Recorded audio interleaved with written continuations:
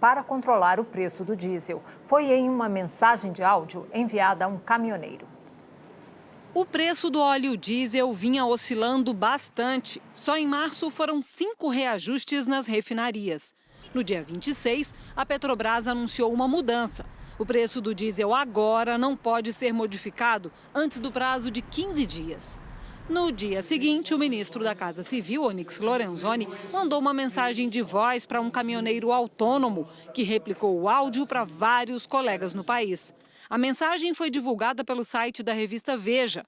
Nela, o ministro dá a entender que o governo interveio na companhia, deu uma trava na Petrobras. Já deu uma trava na Petrobras, qualquer modificação de preço, no mínimo de entre 15 e 30 dias de variação, não pode ter menos que isso. No mesmo áudio, Onyx Lorenzoni afirma que o governo iria para cima da fiscalização. Por outro lado, nós também estamos resolvendo aquela questão dos postos e nós vamos para cima da fiscalização, tá?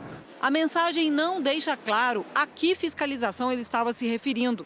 Os caminhoneiros reclamam que a ANTT não estaria fiscalizando as empresas para verificar se elas cumprem a tabela de fretes. Mas, um dia depois do envio do áudio, no dia 28 de março, o presidente Jair Bolsonaro falou sobre as medidas que seriam adotadas para os caminhoneiros e disse que haveria mudanças na fiscalização eletrônica, feita por radares nas rodovias federais. É uma reclamação na multagem eletrônica. O que eu acertei com o ministro Tarcísio? Nós não queremos mais novos pardais no Brasil que visam aí a cobrança eletrônica, né? Cobrança não, é a multagem eletrônica. Não queremos mais isso. 3 dias depois, o presidente mandou suspender a instalação de novos radares em estradas federais. Este mês, o governo fez uma nova intervenção em decisões da Petrobras. Na quinta-feira da semana passada, horas depois que a empresa anunciou um aumento de 5,7% no preço do diesel, o presidente determinou a suspensão do reajuste. O aumento saiu dias depois e ficou abaixo do que tinha sido anunciado antes, 4,8% nas refinarias.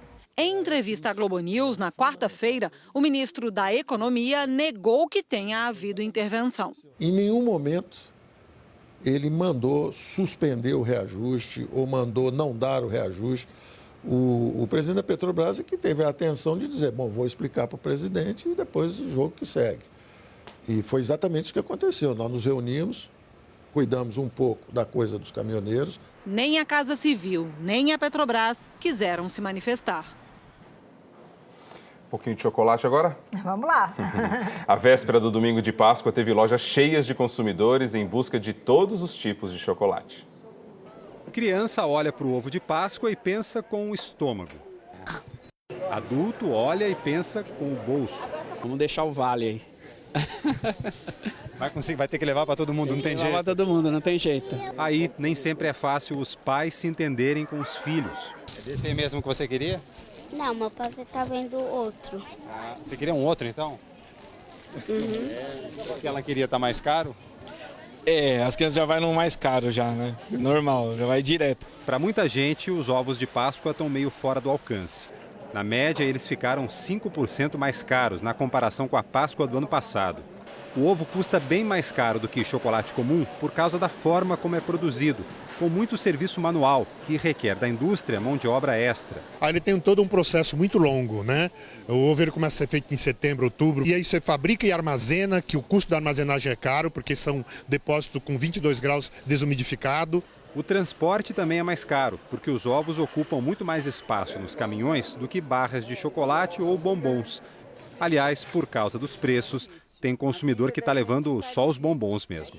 Ainda tem muita gente procurando ovo de Páscoa. Agora, um outro corredor muito disputado no supermercado não tem nada de chocolate. Aqui só tem plástico, forminhas de plástico, para fazer o ovo em casa. Nessa loja, quem compra a barra de chocolate de 1 quilo e a forminha para fazer o ovo desse tamanho gasta R$ 47.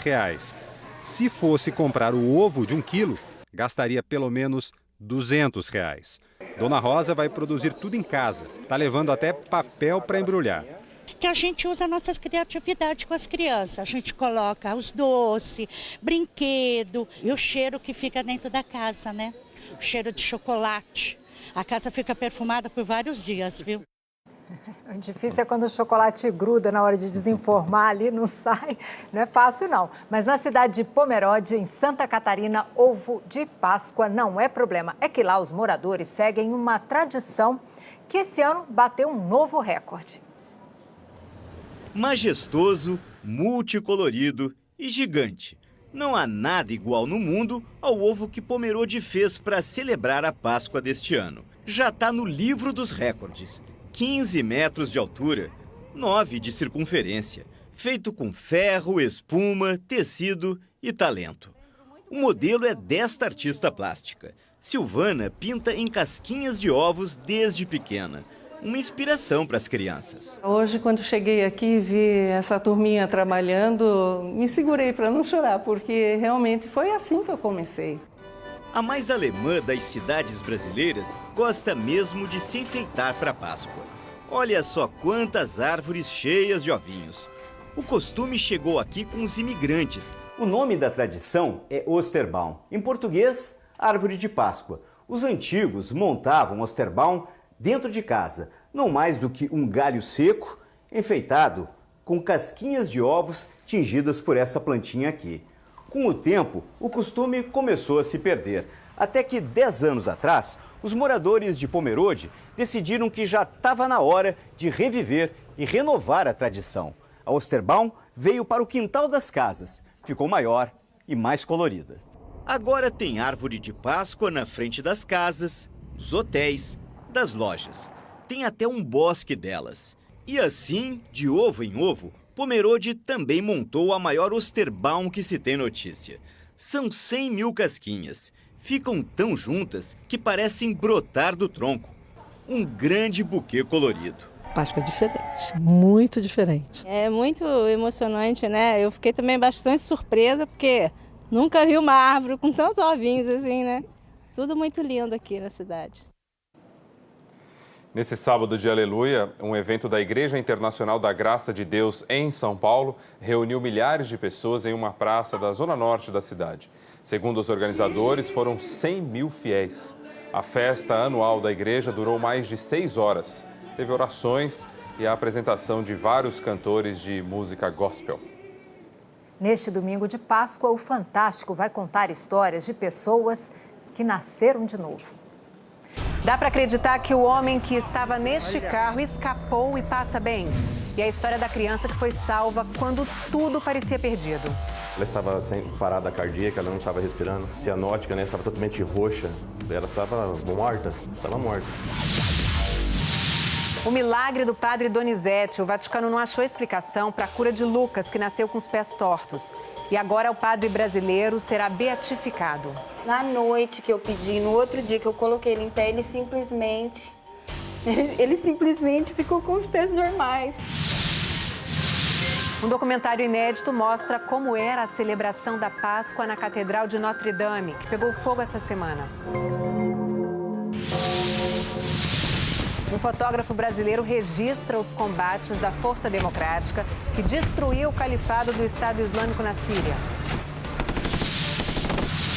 Tem denúncia. Caminhoneiros usuários de drogas compram falsos laudos médicos para dirigir livremente pelas estradas. E o esquema ilegal funciona na porta do Detran. Você vende laudo falso, toxicológico. E uma estreia no Show da Vida. Você vai acompanhar como os primeiros anos de vida determinam quem seremos no futuro. O maravilhoso mundo dos bebês. É fofíssimo, é fantástico. Amanhã, depois do Faustão. Nosso domingo de Páscoa, juntos. Os casos de dengue aumentaram 300% em todo o país, principalmente no Sudeste. Por isso, em Belo Horizonte, os postos de saúde passaram a funcionar aos sábados, só para atender moradores com suspeita da doença.